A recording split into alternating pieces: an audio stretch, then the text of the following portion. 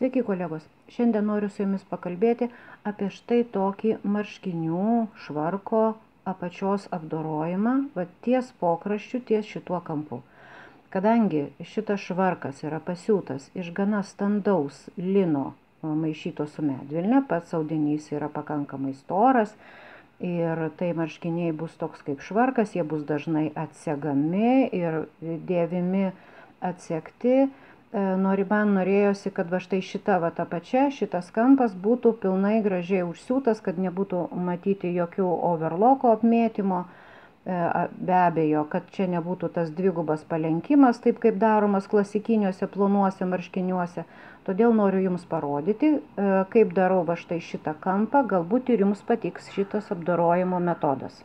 Įsivaizduojam, kad tai yra marškinių priekis.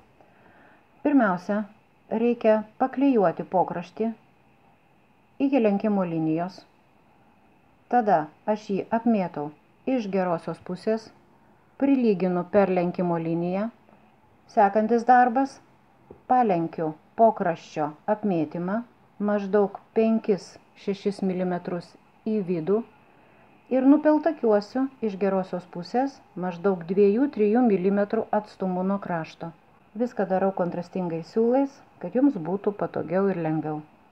Taigi, nupeltakiavom. Kai jūs peltakiuojat, be abejo, galite orientuotis į overloko, štai va šitą siūlą. Geras orientyras, man tai pavyzdžiui labai patinka. Nupeltakiavom, atverčiam ir siūlau šitą grožį prisilyginti. Kai prilyginam, tada einam prie apačios. Marškinius planuoju lenkti 2 kartus po 1 cm. Vadinasi, apačios palanka yra 2 cm. Kai pažymėjom palankos 2 cm liniją, atlenkiam pokraštį į gerąją pusę, va štai taip, per lenkimo liniją. Ir čia lygiai taip pat pažymim 2 cm liniją nuo apačios.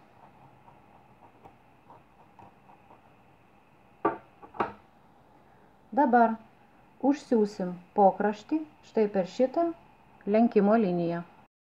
Kai užsiuvom, mums belieka nukirpti užlaidas ties pokraščiu. Dabar atkreipkite dėmesį. Šitą paklijuotą pokraščio dalį kerpu taip, kad maždaug liktų 1 cm iki susiuvimo siūlės.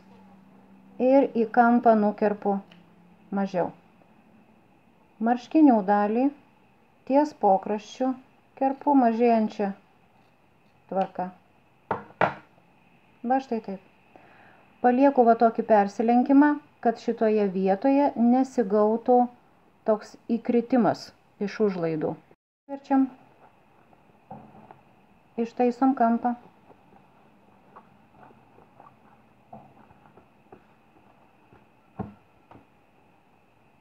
Nu va. Šita vieta jau yra plona. Pats didžiausias iškirpimas yra tik tai vat pačiam šitam kampe. Va šitam kamputyje. Čia dar jaučiasi pokraščio užlaida, jinai mums bus reikalinga. Lenkiam savo marškinius 2 kartus po 1 cm. Taip kaip ir pažymėjom. Galit prisidaigstyt, galit sekti smeigtukais. Ir tą 1 cm, štai parodysiu, palenkinėjam net ir už pokraščio. Va čia, net ir viduj.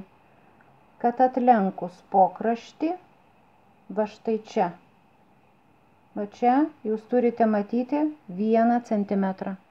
Todėl, kad jums reikės prasiūti iš gerosios pusės ir siūsime per visą, nenutraukiant peltakio, per visus marškinius, nuo vieno krašto iki kito, 1 mm atstumu ir tuo pačiu prasiūsime iki pat marškinių va štai šito kampo, darydami užtvirtinimus.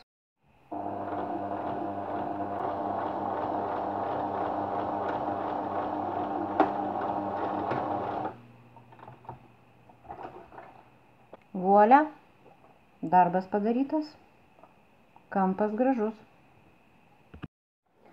Tai štai kolegos, tik tai nepamirškite, kai darote apdailos peltakį, būtina padidinti dygsnį. Pas mane dygsnis yra 3,5.